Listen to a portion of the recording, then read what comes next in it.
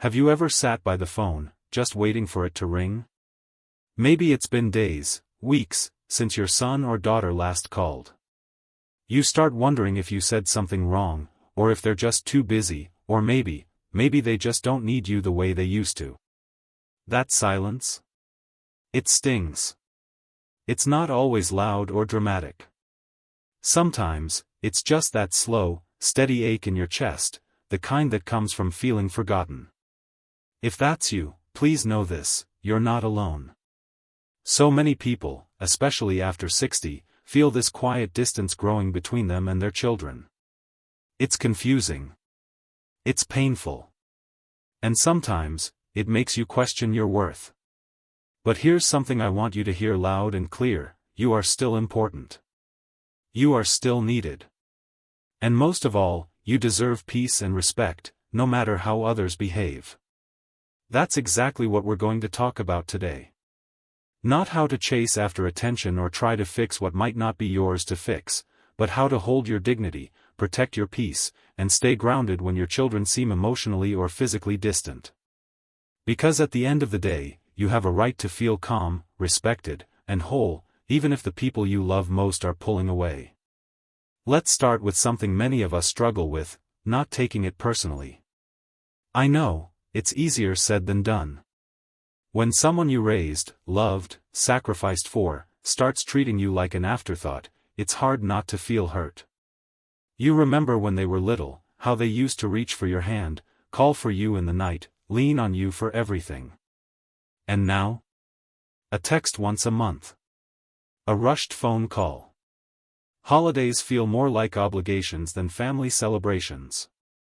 But here's the truth: the distance your children create says more about what they're going through than what you've done. Maybe they're overwhelmed with their own families, their jobs, their own internal battles. Maybe they don't even realize how deeply their silence affects you. Most people aren't trying to be cruel, they're just distracted, or emotionally unavailable, or simply don't know how to stay connected in a world that moves too fast. And while that doesn't make it okay, it does mean it's not your fault. It's not a reflection of your value. You did your job. You raised them, loved them, gave them everything you could. Now, if they're stepping back, that's their journey to figure out, not a reason for you to shrink yourself or feel ashamed. So instead of asking, "What did I do wrong?" try asking, "What can I do right, for myself, right now?" That question shifts the energy. It brings you back to your center, where peace can begin again.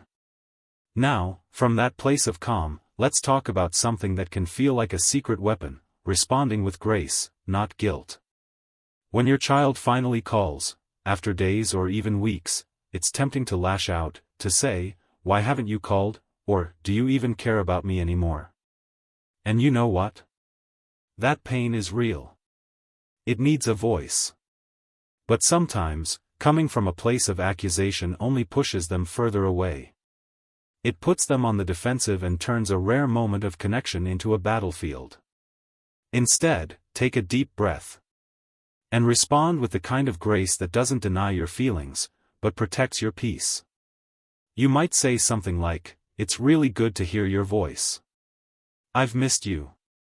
Or even, "Thank you for calling. I've been thinking about you."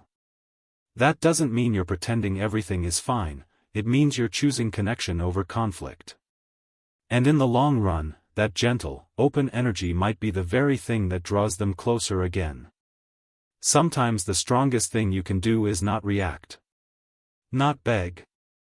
Not guilt trip. But simply receive what they're able to give, without letting it shake your inner foundation. That's what dignity looks like. Not silence. Not pretending. But staying rooted in who you are, no matter how others behave.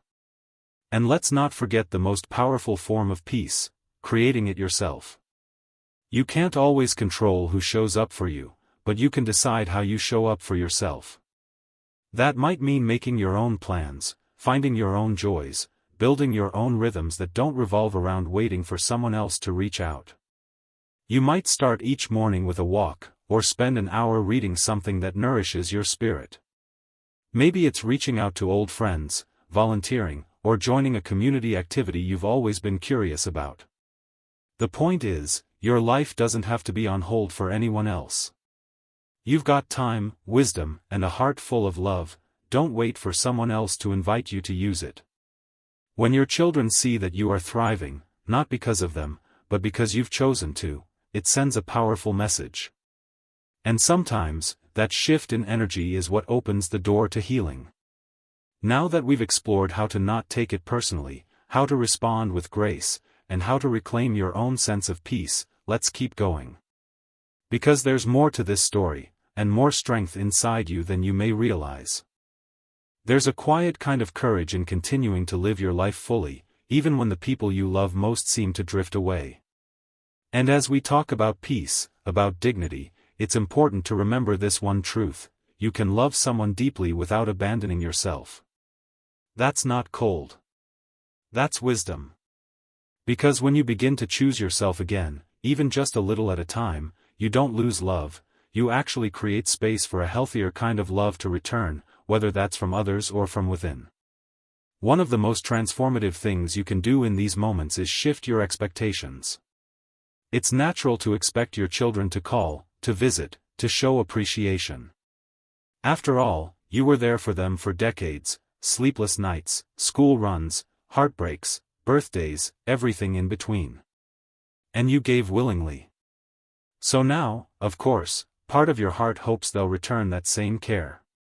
But here's the part that hurts: people rarely love us in the exact way we loved them. And the longer we cling to the picture of how we wish things were, the more we suffer. This doesn't mean you give up. It means you adjust your lens, so you can stop hurting over what someone isn't giving, and start finding gratitude for what is. Maybe your son doesn't visit, but he still sends a message every few weeks.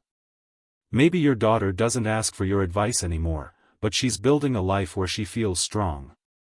Maybe your kids are distant not because they don't love you, but because they don't know how to balance everything they're facing. Does it excuse their absence? Not entirely. But it can soften your heart just enough to make peace with what is, rather than being stuck in the pain of what should be.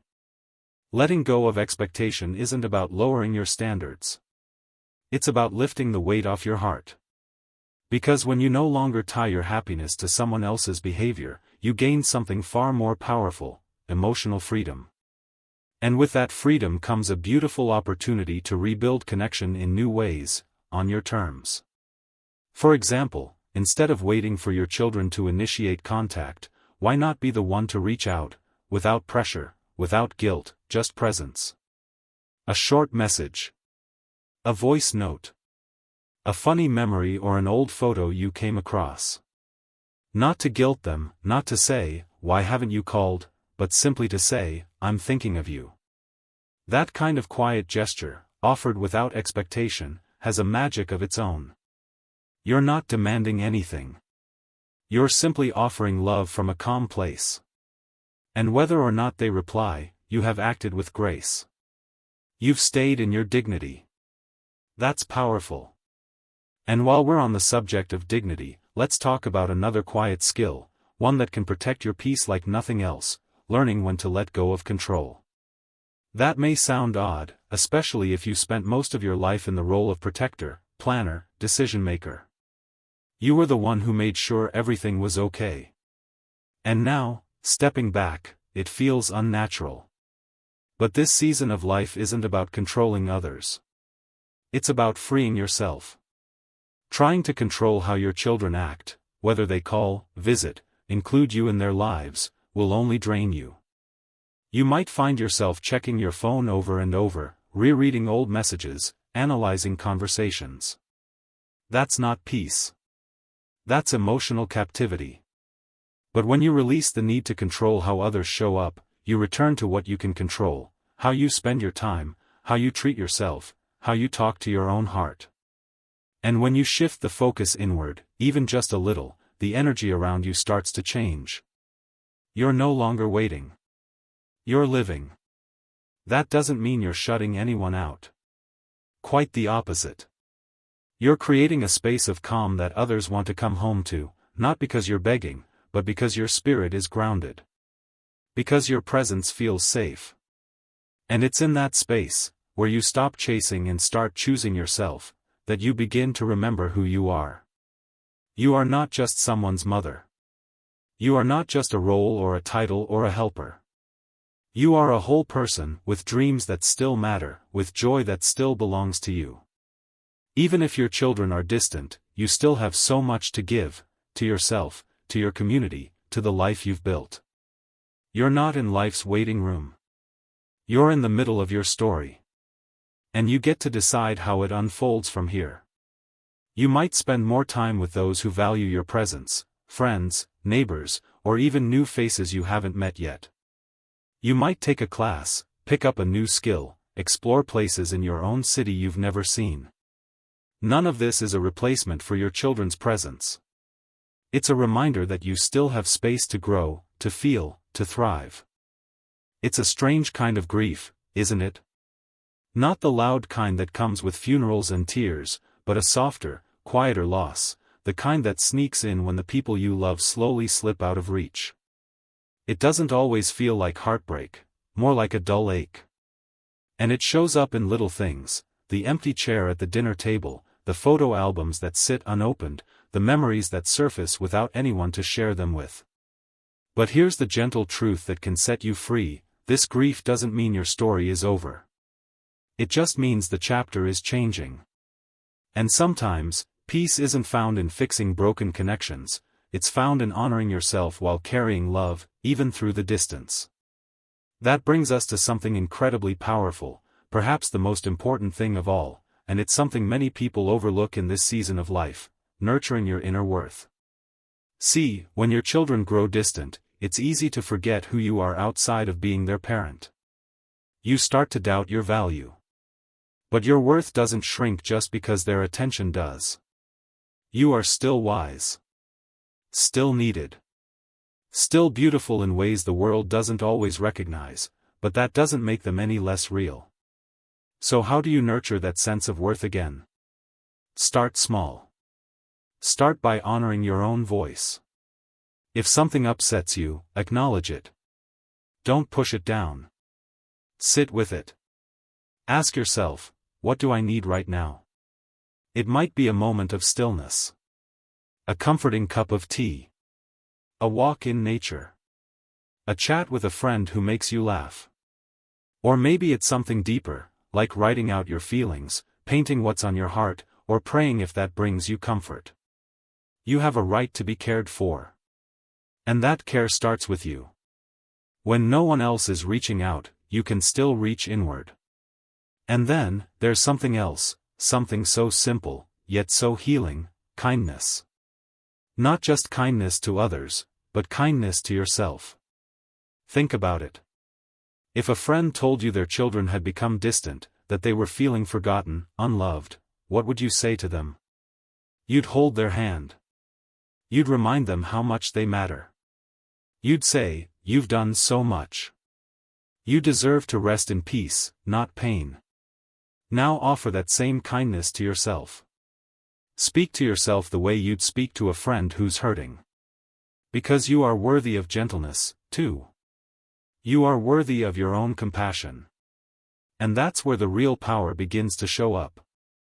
Not in control. Not in confrontation. But in the quiet choice to stand tall even when the phone stays silent. To smile at yourself in the mirror, not because everything is perfect, but because you're still here, still standing, still you.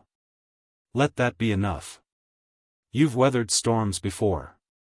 You've faced moments when you didn't know how you'd get through, but you did. And you will again. You are not weak because you feel deeply. You are strong because you keep loving even through the silence. Because you keep showing up for yourself even when others don't.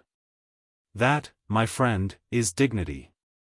It's in how you hold your head high even when your heart feels heavy. It's in how you carry on, not bitter, not broken, but better, because you've learned how to honor yourself regardless of who shows up. And that's something no distance can ever take from you. So if your children feel far away, emotionally or physically, just know this: you are still a light. You are still love. your presence still matters. And every time you choose peace over pain, grace over guilt, calm over chaos, you are leading by quiet example. And maybe, just maybe, one day your children will come back, not because you begged, not because you made them feel guilty, but because they remembered who you are. And they missed that strength. That warmth. That unshakable love. But even if they don't, even if they never do, you will still be whole. Because you've built a life that doesn't depend on their choices. You've built a heart that holds its own light. And if you've made it this far in the video, I want you to know how proud I am of you. Truly. It takes real courage to face these feelings. To sit with this kind of pain. But you're not just surviving, you're choosing peace. And that is something to celebrate. If this message touched your heart, I invite you to share your experience in the comments below. You never know, your story might be the one that helps someone else feel less alone. If you found comfort here, don't forget to like the video. It helps more people find this space of healing. And if you want more content like this, gentle, real, and rooted in truth, please subscribe. This is your place. A place where you are seen. Where you are valued. Where you are never, ever alone. Because here's the thing no one tells you often enough. You are doing better than you think. You are still becoming. And you still have so much life left to live. Here's to holding your dignity, even in the silence. Here's to staying calm, even in the distance. And here's to you, just as you are.